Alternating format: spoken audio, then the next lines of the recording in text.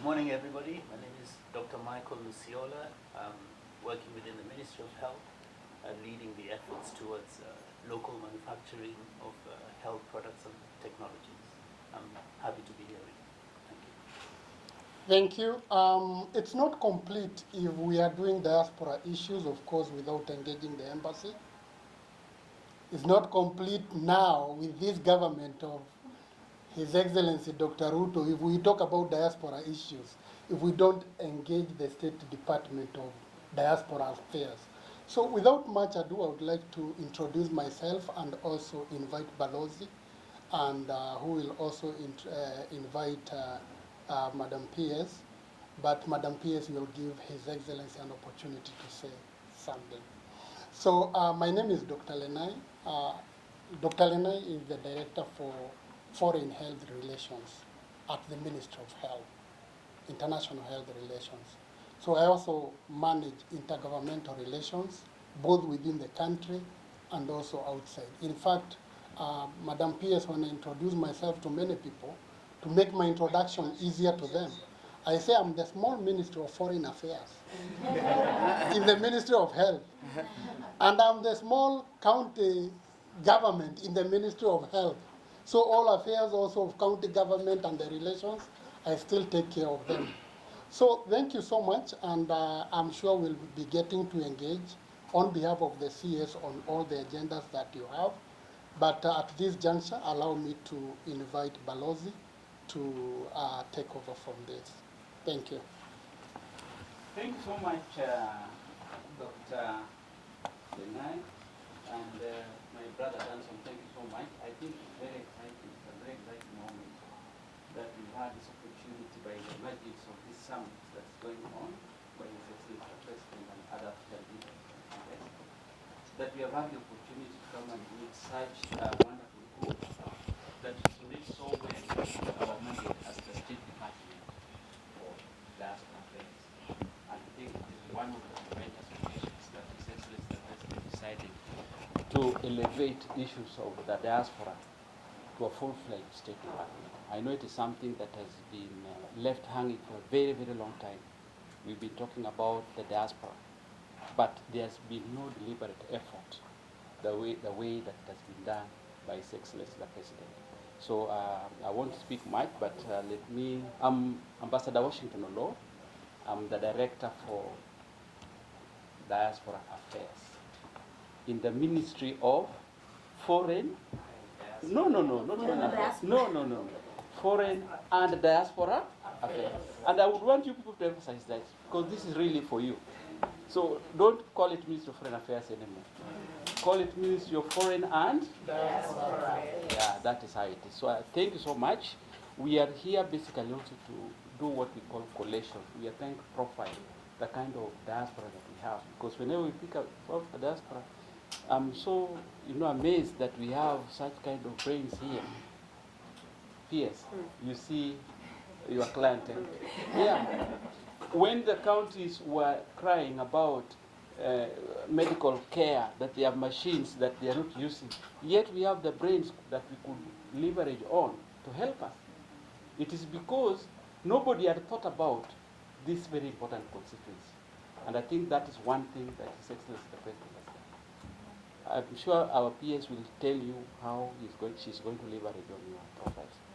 With us here is none other than our Balozi, who is our Consul General. Yes. Huh? Yes, maybe you can.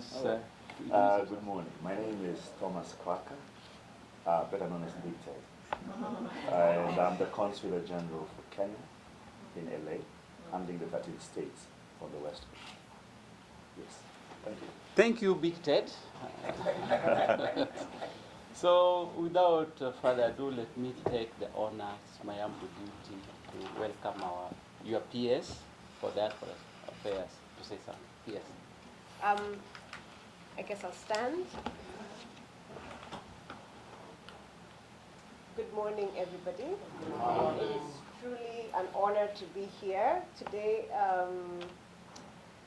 His Excellency the Governor of Nyeri County, where I spent a part of my childhood at Delegate Jackson, Representative Representative Senator Ms. Miller Little, and Dr. Darcy joining us online, eminent friends, Kenyans, diasporians, my colleagues from the Ministry of Health, or now the Ministry of Medical Services and what? It's the Ministry of Health, but now we have different state departments, and so on. It's really good to be here. Asanteni sana for having us, for inviting us to come and have this conversation with you. It is truly an honor.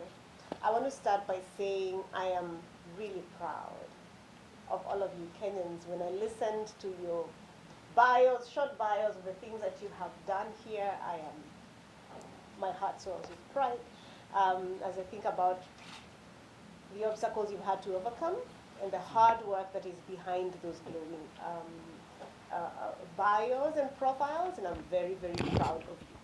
And we are. It's an honor to be the first ever Principal Secretary for Diaspora Affairs.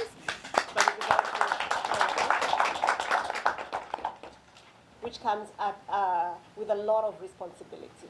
A big part of that responsibility is recognizing all the work that you have done and coming out here and finding you and having these conversations. A lot of the conversations I think we have had have been help us 1, 2, 3 things are not going well, but sometimes, and hopefully increasingly, we'll have these conversations of come and see what we have done, come and see what we are doing, look at us, we are succeeding, and we're very proud of you. So that's the first thing I wanted to say. I also want to say how grateful I am for the support that I have had, the state of Maryland in particular has extended to you. I think Delegate Jackson talked about all of the work that he has done. So I'm very grateful to see that our people are cared for. Very grateful for the community leaders.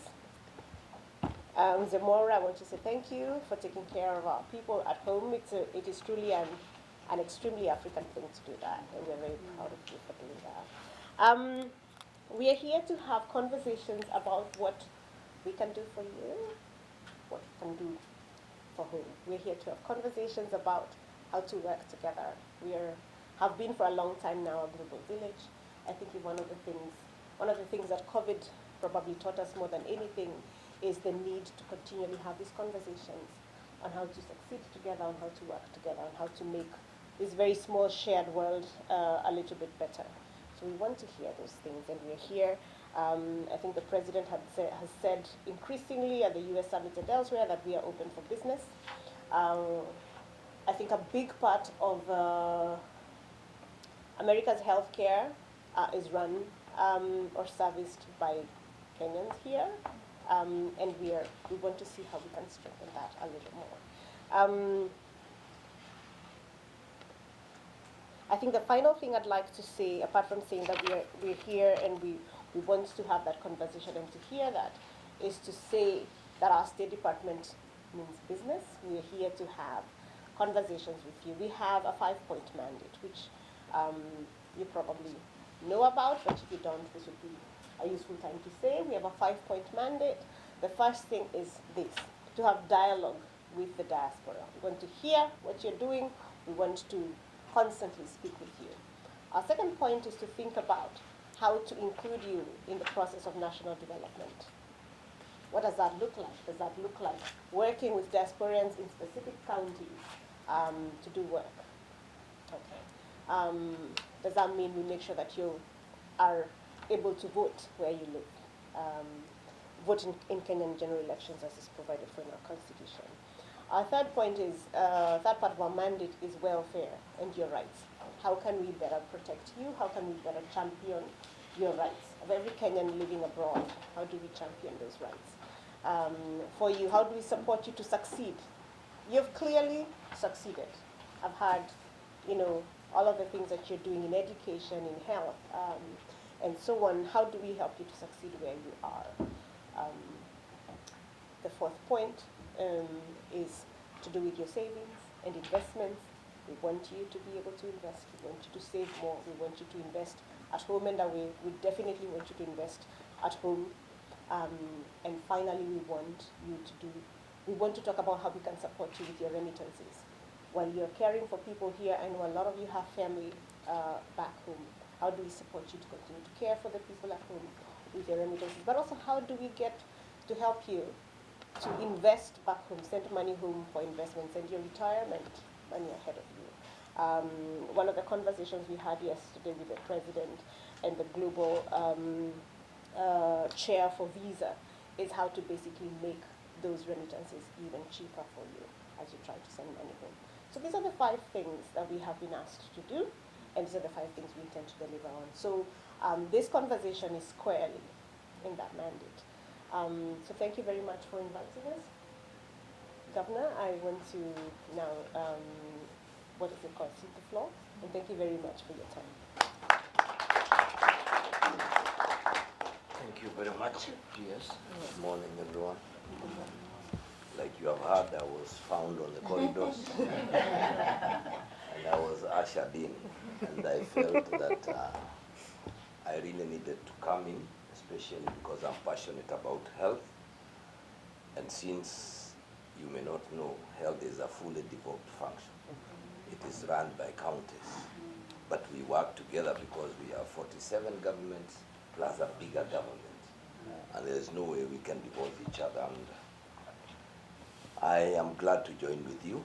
I am really impressed that this is what we are missing back at home. And I think the opportunities you have